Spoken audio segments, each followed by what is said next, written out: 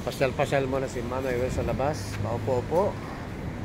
Ito po yung bus dyan na kulay-pula, yung city bus na nagbibiyahe dito. Dito lamang ako sa malapit sa may gate ng Manama Bubble Barring. Yan po. Yan po yung entrance dyan. Yan lang po yung entrance. Ayun, may lumabas na maraming nag-ano dito. Malamig kasi yung panahon kaya maraming malabas o kaya pasyal-pasyal.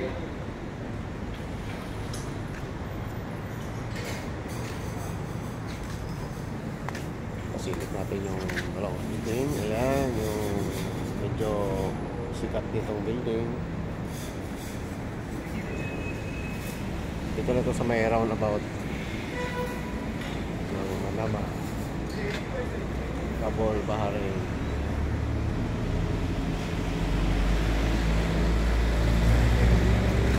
Maraming salamat sa inyo lahat.